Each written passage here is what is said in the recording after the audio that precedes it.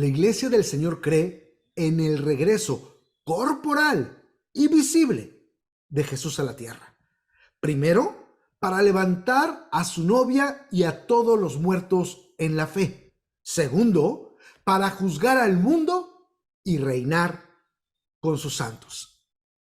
Hola, soy Israel Ramírez. Bienvenidos a nuestra séptima clase del curso En esto creemos 3, la persona del Señor Jesucristo. En la clase pasada estudiamos la ascensión de Cristo, su posición de exaltación y su continua función a la diestra del Padre. Hoy iniciaremos nuestro estudio de la doctrina de la segunda venida de Cristo. Quiero saber cuántos están listos para comenzar la segunda venida de Cristo, una enseñanza tremenda. Si estás listo para comenzar, ponlo ahí en los comentarios. Y bueno, empecemos en donde nos quedamos la última clase. Recordemos el pasaje que nos habla del hecho histórico de la ascensión de Cristo. ¿Se acuerdan? Hechos 1, 9 al 11. Cita de esta manera: y habiendo dicho estas cosas, viéndolo ellos, fue alzado, y le recibió una nube que le ocultó de sus ojos.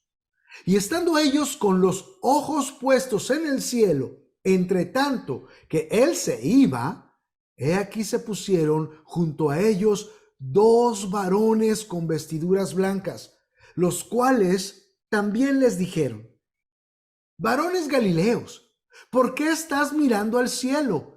Este mismo Jesús que ha sido tomado de vosotros al cielo, así vendrá como le habéis visto ir al cielo. ¿Te das cuenta? En este mismo pasaje de la ascensión, ángeles le dicen a los discípulos en el verso 11, pon atención: varones Galileos, ¿por qué estás mirando al cielo? Este mismo Jesús que ha sido tomado de vosotros al cielo, así vendrá como le habéis visto ir al cielo.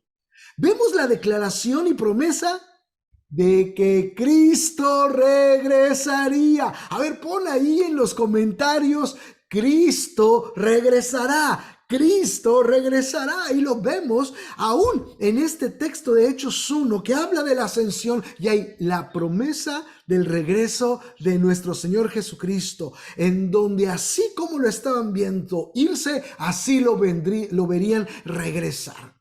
Y es que, amados hermanos, nosotros creemos que la segunda venida de Cristo es una verdad sumamente importante. Es un hecho que continuamente se debe de enseñar.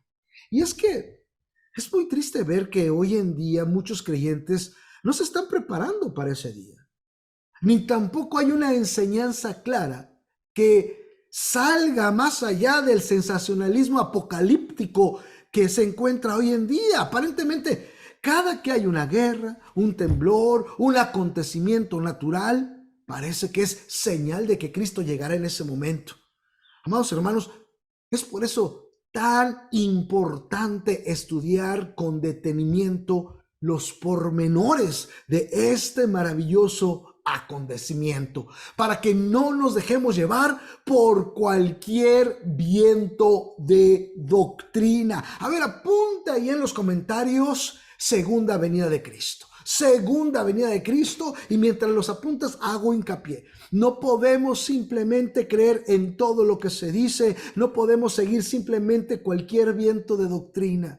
Es por eso que estamos estudiando realmente, y estudiaremos en las próximas semanas a profundidad los pormenores de la segunda venida de Cristo, que ya aún en Hechos 1, al estar viendo los discípulos ascender al cielo, los ángeles estaban prometiendo que regresaría. Escucha, en el corazón de la fe cristiana está la creencia en el regreso glorioso de Jesucristo.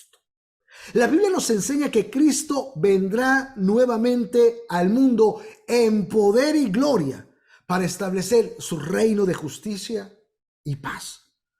Para ti, para mí, para el redimido, para el que camina en Cristo, teniendo como meta agradar a Dios y vivir para su voluntad, la segunda venida del Señor no debe de ser un motivo de temor, sino más bien de celebración. Este acontecimiento, junto con la doctrina que lo conlleva, nos ofrece esperanza y consuelo, convicción de justicia, pero también nos desafía a vivir vidas de fe y fidelidad mientras esperamos su regreso, su venida. Mira cómo lo dice 1 de Juan 3, 2 y 3.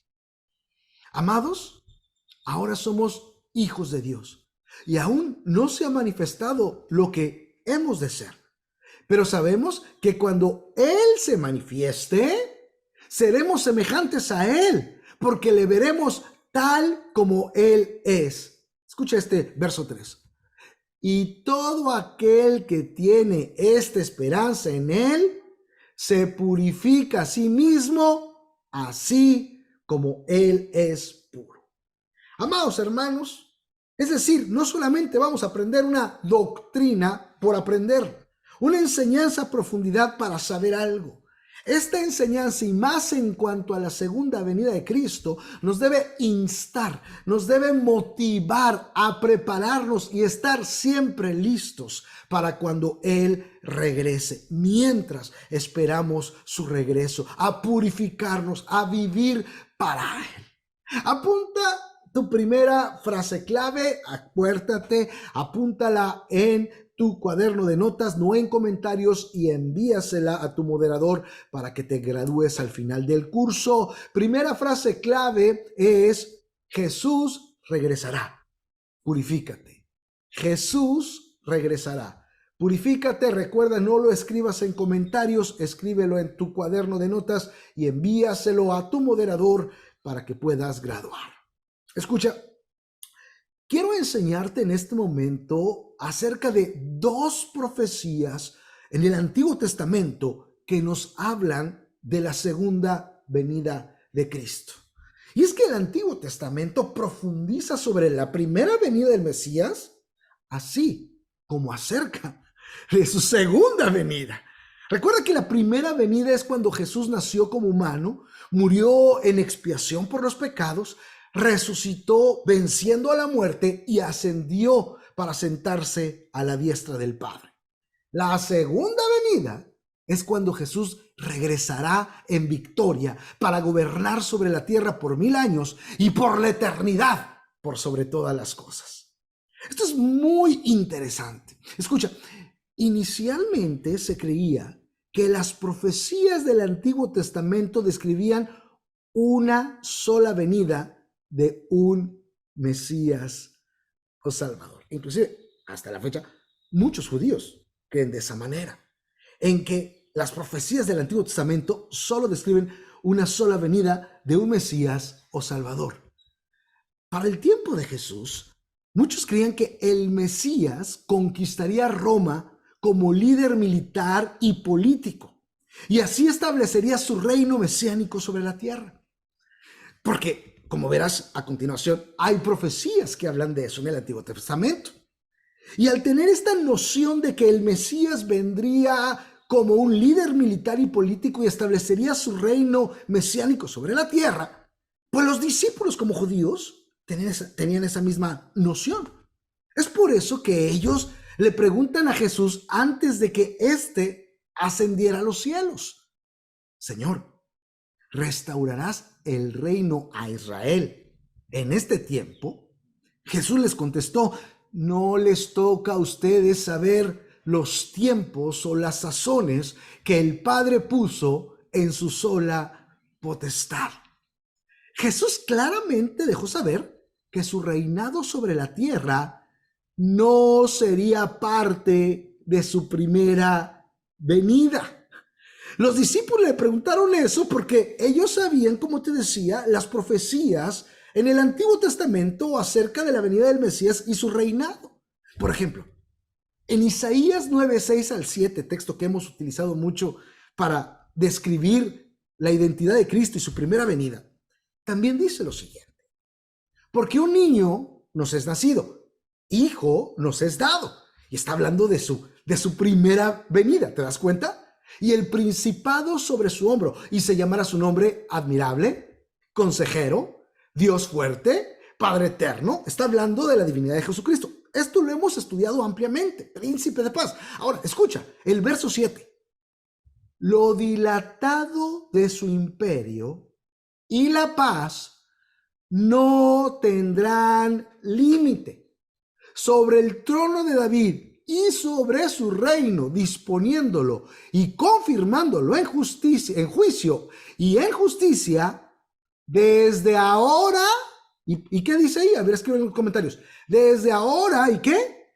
Y para siempre. El celo de Jehová de los ejércitos hará esto, dice el profeta Isaías. Amigos, hermanos, este pasaje del Antiguo Testamento ha sido tradicionalmente interpretado tanto en el judaísmo como en el cristianismo, como hemos visto, como una profecía mesiánica. Y aunque este pasaje suele asociarse principalmente con la primera venida de Jesucristo, también contiene elementos que implican su segunda venida. Ya que como Jesús le dijo a sus discípulos antes de ascender al cielo, muchos de los elementos descritos en esta profecía de Isaías, elementos proféticos en cuanto al reino eterno del Mesías sobre las naciones, no, repito, a ver, escriben en comentarios, no se cumplieron en la primera venida de Jesús.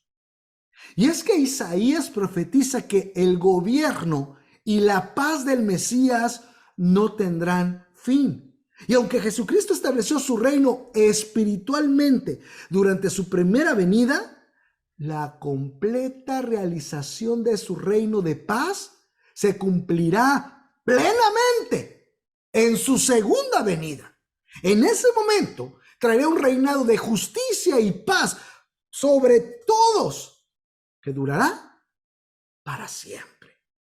Ahora, cuando leemos y seguimos leyendo esta profecía de Isaías, también cita que el Mesías se sentaría sobre el trono de David.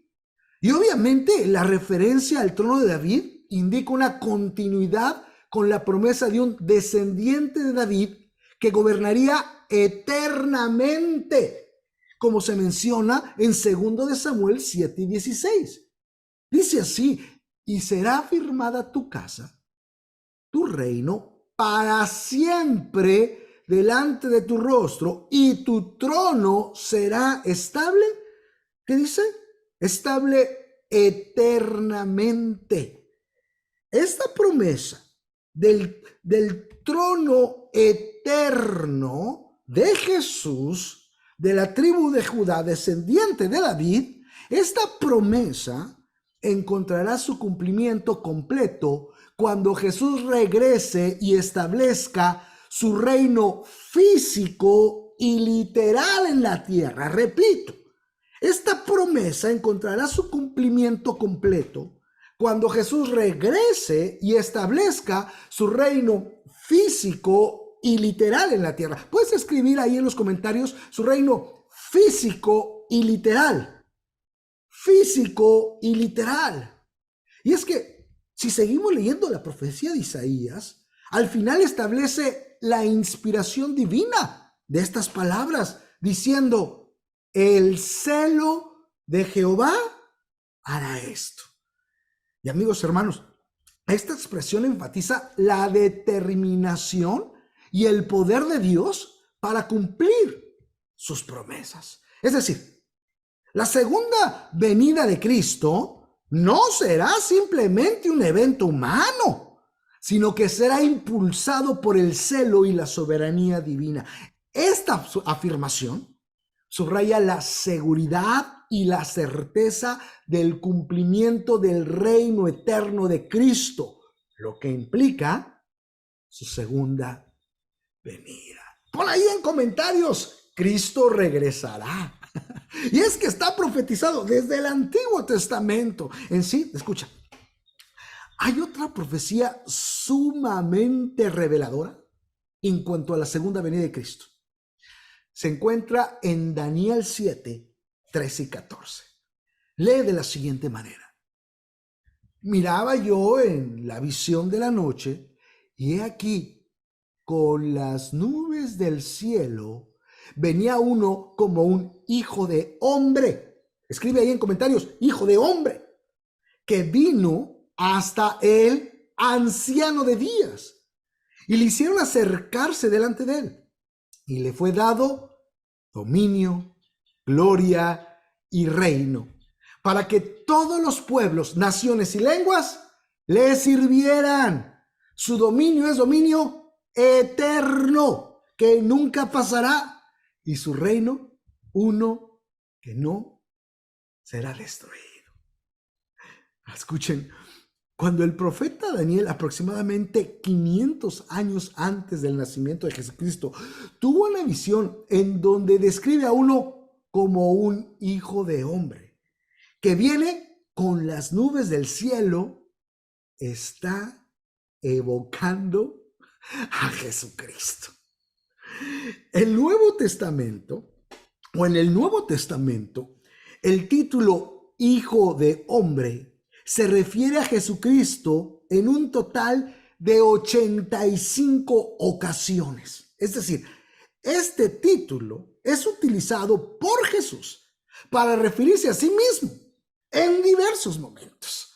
Así que Daniel, cuando se refiere al Hijo del Hombre, nosotros sabemos por palabras mismas de Jesucristo y varias veces referencias del Nuevo Testamento que se refiere a Jesús. El Hijo de Hombre es Jesús. Ahora, su profecía también dice que el Mesías, el Hijo del Hombre, vendría con las nubes del cielo. Sabemos que Jesús, al venir por primera vez, lo hizo naciendo de María en un pesebre. Sin embargo, en su segunda venida, él mismo le dijo a sus discípulos que regresaría por segunda vez y cómo lo haría. Mira Mateo 24:30, lo que le dice Jesús a sus discípulos.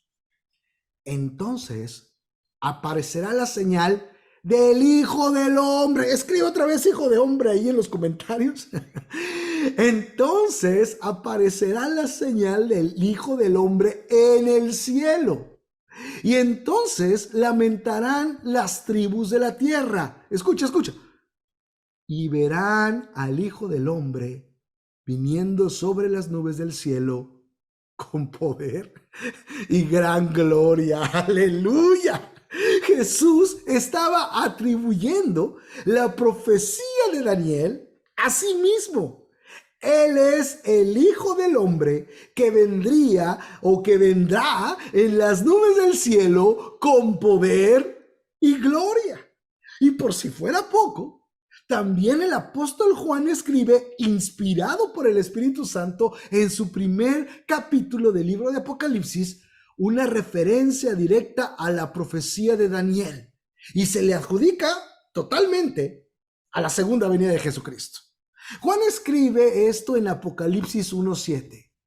He aquí, viene con las nubes, y todo ojo lo verá. A ver, escríbelo ahí en comentarios, todo ojo lo verá. He aquí viene con las nubes, y todo ojo le verá. Y los que le traspasaron, que es una referencia directa a Jesucristo, y los que le traspasaron, y todos los linajes de la tierra harán lamentación por él. ¿Sí? Amén. Y si seguimos leyendo lo que dice Daniel en su profecía, leemos que el Hijo del Hombre vino hasta el anciano de días. Y la presentación del Hijo del Hombre ante el anciano de días, quien es Dios Padre, sugiere un acto de investidura y autoridad divina. Esto coincide con la enseñanza bíblica de que Jesucristo recibirá poder y autoridad para gobernar sobre toda la creación en su segunda venida. Jesucristo recibirá un reino universal y eterno. Esta es una promesa que se repite en varias partes de las Escrituras, incluyendo el Nuevo Testamento. Vimos el Antiguo Testamento. En el Nuevo Testamento, por todas partes se habla de la segunda venida de Jesucristo. Jesucristo es el Rey de reyes y Señor de señores. Y en su segunda venida enfocará sobre todo y sobre todos su dominio y su autoridad como a Él le corresponde. Y una vez más, no solo el Antiguo Testamento habla de la segunda venida del Mesías, el Nuevo Testamento habla ampliamente de la segunda venida del Señor. En sí, Jesús anunció por lo menos en 21 ocasiones la realidad de su segunda venida a través de parábolas y enseñanzas. En sí, como vimos, durante la ascensión de Cristo, los ángeles ratificaron que Él habría de venir otra vez, así como ascendió. Así que Jesucristo habló ampliamente de su segunda venida.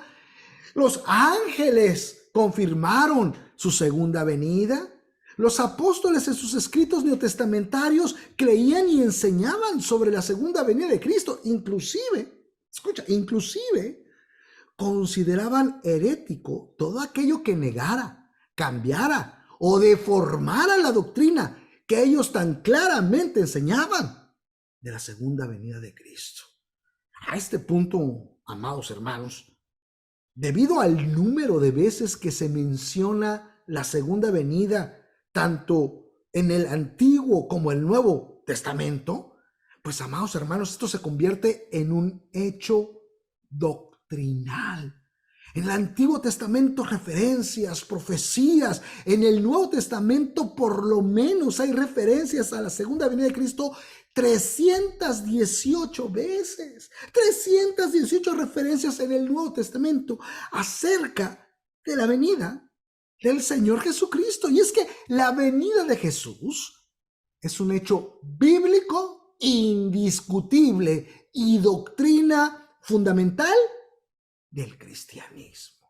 Escribe ahí tu segunda frase clave, segunda venida, doctrina fundamental. Segunda venida, doctrina fundamental. Recuérdate, no lo escribas en comentarios, escribe en tu cuaderno y envíala a moderadores para graduarte. Segunda venida, doctrina fundamental. Ahora, lamentablemente siempre habrá doctrinas erradas que quieran deformar o aún anular la doctrina de la segunda venida de Jesús. Algunos dicen que Cristo ya vino, pero en forma invisible. Otros afirman o afirmaban conocer la fecha de su segundo advenimiento. De esos hay muchos actualmente. Algunos otros se han atrevido a decir que Cristo jamás regresará. Desde el inicio de la iglesia se ha querido desvirtuar esta verdad. Y al acercarse el día de su regreso, serán tiempos peligrosos, dice la Escritura, pues los engañadores y falsos profetas abundarán. Cristo nos advierte en su palabra que seamos vigilantes, pues incluso algunos se proclaman Cristos o se proclamarán como Cristos. Muchas personas serán engañadas por falsos maestros, por falsos mesías. Y aún dice la Escritura que entre los verdaderos creyentes, algunos serán engañados. Así que debemos de estudiar, como lo estamos haciendo, claramente y profundamente esta verdad doctrinal que corre a través de las Escrituras. Y una forma de fundamentarse en la enseñanza correcta de la segunda venida de Cristo y en general de doctrina bíblica es hacer, escucha, un estudio léxico de la doctrina. Es decir, un estudio de las palabras en su idioma original, en este caso del griego, que son usadas para referirse en nuestro estudio que estamos llevando a cabo a la segunda venida de Cristo. Así que un estudio léxico de las palabras que se utilizan es muy importante para poder entender correctamente lo que se está enseñando y quitar toda herejía y toda falsa enseñanza de lo que realmente la Biblia enseña. Quiero que hablemos de dos términos griegos importantes en referencia a la segunda venida de Cristo. El primero es parousia, y el segundo, epifaneía. Hablemos de parousia. Pablo usa en varias ocasiones este término en sus escritos. En algunas ocasiones para referirse al regreso del Señor de Jesucristo. Veamos el ejemplo de Primera de Tesalonicenses 2:19. Él dice: porque ¿cuál es nuestra esperanza o gozo o corona de que me gloríe? ¿No lo sois vosotros delante de nuestro Señor Jesucristo en su venida?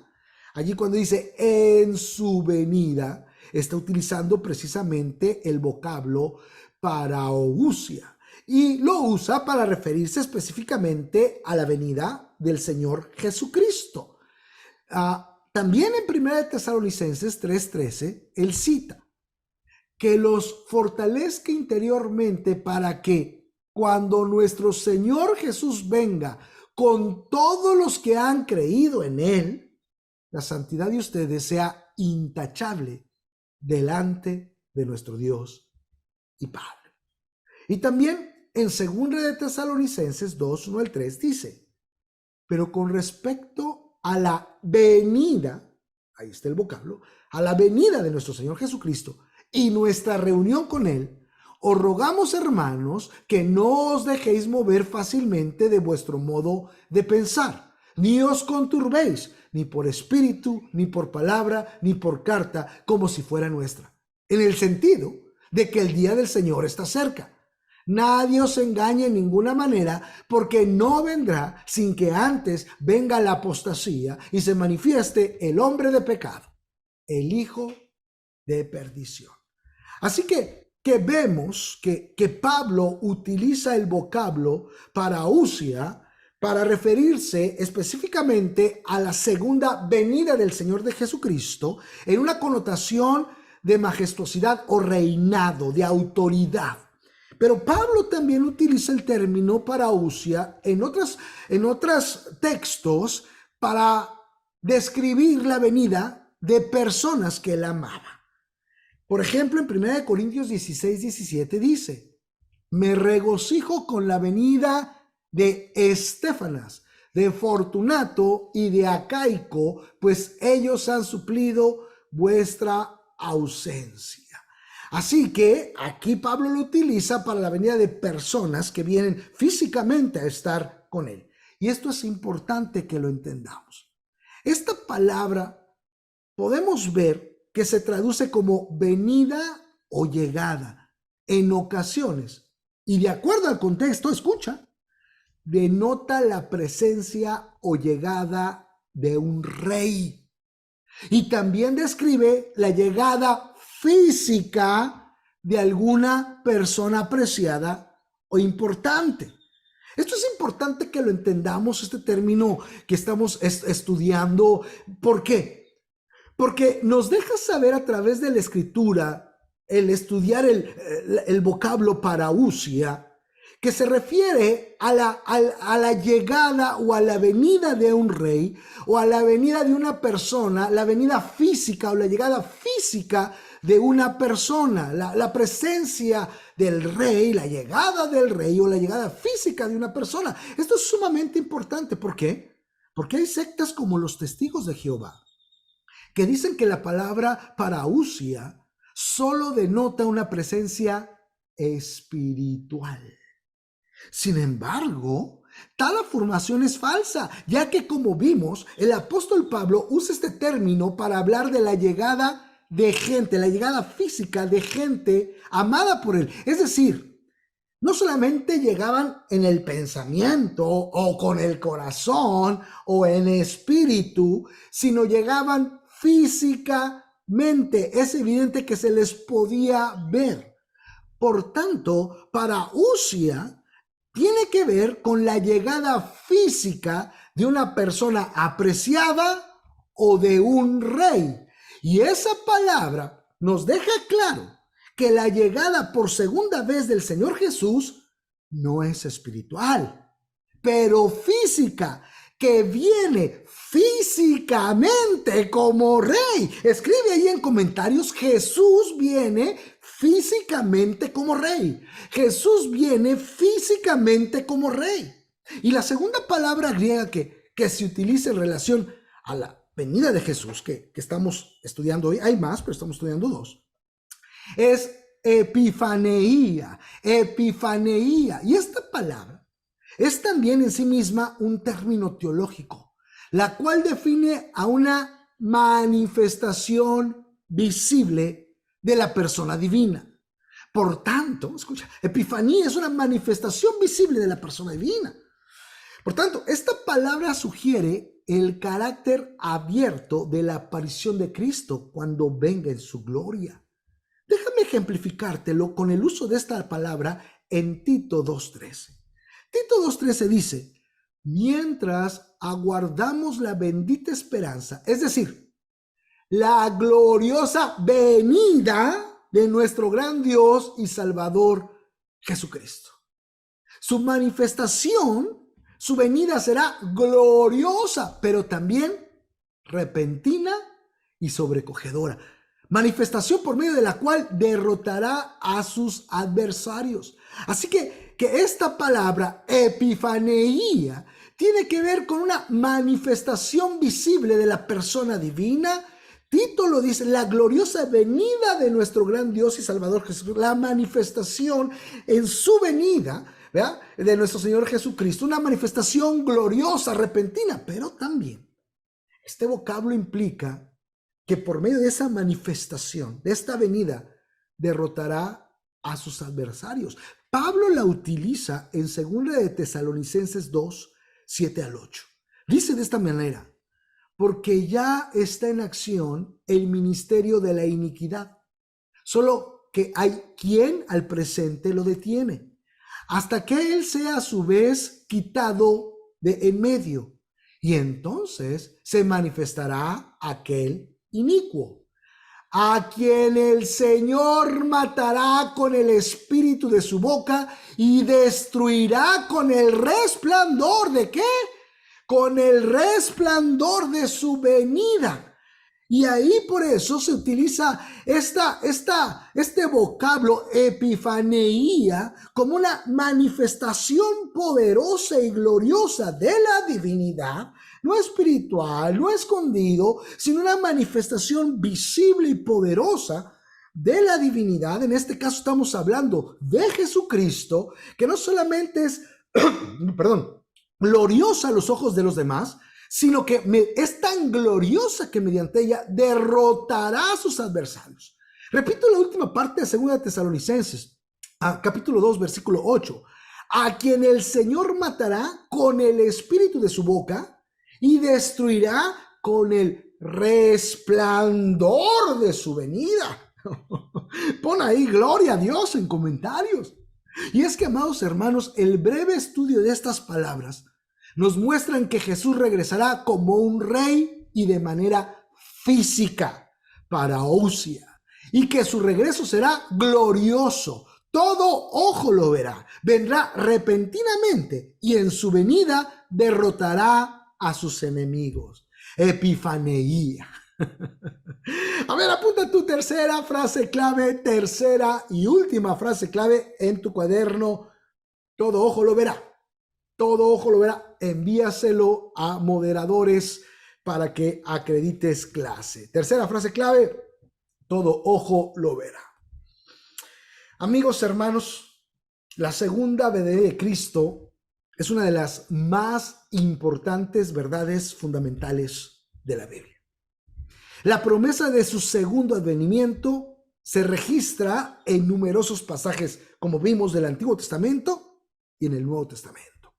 Hablar de este acontecimiento que aún se encuentra en el futuro es muy importante. ¿Por qué? No solamente saber, Pero el creyente que confía en la promesa de su segunda venida, de su regreso de Jesús, se guardará y santificará para aquel día de gloria. Es decir, no solo es saber los detalles del regreso de Jesucristo, la pregunta, la gran pregunta, es si nos estamos preparando para ese gran acontecimiento. Soy Israel Ramírez. Nos vemos en la siguiente clase de la segunda venida de Cristo. Dios te bendiga.